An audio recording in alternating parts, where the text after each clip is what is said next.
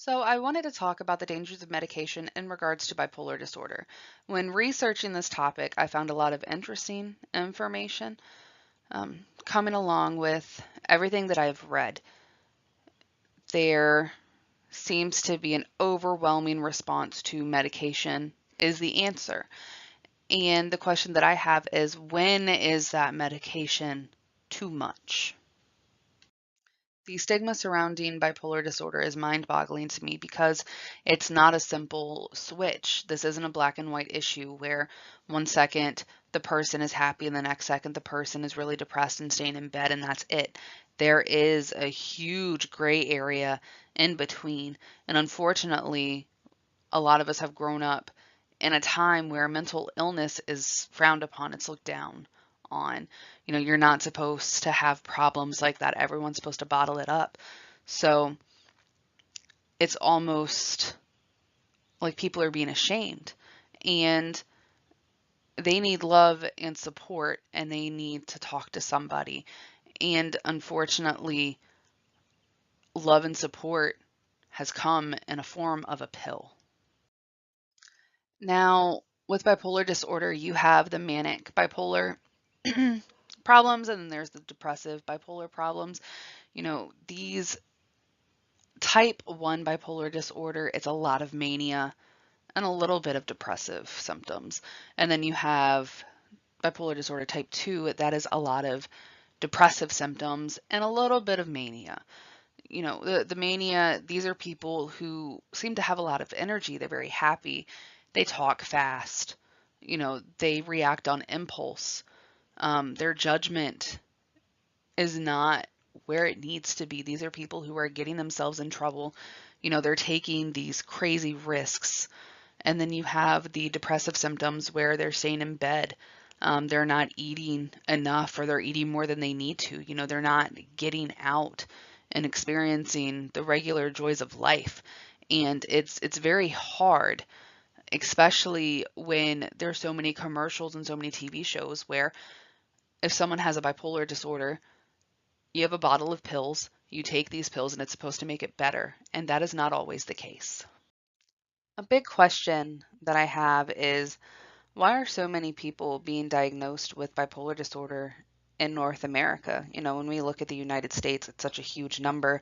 Is this just because we have the capability and the resources to diagnose properly? Or is this really an overdiagnosis or even a misdiagnosis of the symptoms by these doctors?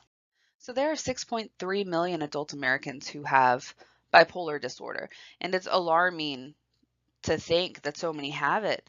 And that number grows on a daily basis. People being diagnosed with this, the first line of defense is medication. And what is alarming about it is that the United States already has an opioid crisis going on. So when we're adding antidepressants and SSRIs to the mix, it can become extremely dangerous, especially if people are overusing. One question that I have that goes against what I have said. My stance on this subject is that medications are dangerous and they should not be the first line of defense. And I honestly feel like these doctors are overprescribing and just handing prescriptions out like it's money from a bank. But at the end of the day, what are these doctors really getting out of that if that is the case? Um, or do they honestly believe that these medications are the best way to help people with this disorder? Antidepressants and SSRIs, or serotonin inhibitors is what it's also called, um, they are both given to patients who have bipolar disorder. Now, especially with SSRIs, these increase serotonin levels in the brain. And bipolar disorder, a lot of people have a deficiency of serotonin or even more serotonin than what they're supposed to have. So taking an SSRI when you don't have a serotonin problem actually increases your risk for seizures and serotonin syndrome. When taking an SSRI, you are at an increased risk of getting something called serotonin syndrome. Serotonin syndrome occurs when your body gets too much serotonin at one time, whether this be from overdosing or even an increase in your dosage of your medication. So, especially with a drug called busaprone, which is very good for people with bipolar disorder, they do increase the dose from 25 to 50 to 100 to 150 until they find the dose that the person is good at. So if the person is having a fast heart rate or agitation, vomiting, diarrhea, um, dilated pupils, especially if they experience um, unconsciousness or seizures, it's something that they definitely need to go to the emergency room for, because these are all symptoms of serotonin syndrome, and unfortunately, it can cause death. So, why would a doctor prescribe this type of medication to their patient who suffers from a bipolar disorder? When doing my research, I have found that the thought process that a lot of these doctors have is that the benefits do outweigh the risks at the end of the day. But are the risks really worth it? When doing my research, I also have a personal link to it.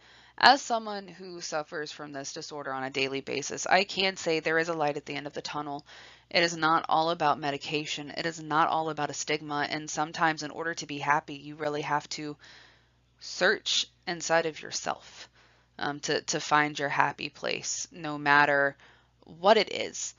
And serotonin syndrome is a very scary thing. And I have had many episodes, especially this semester, health wise.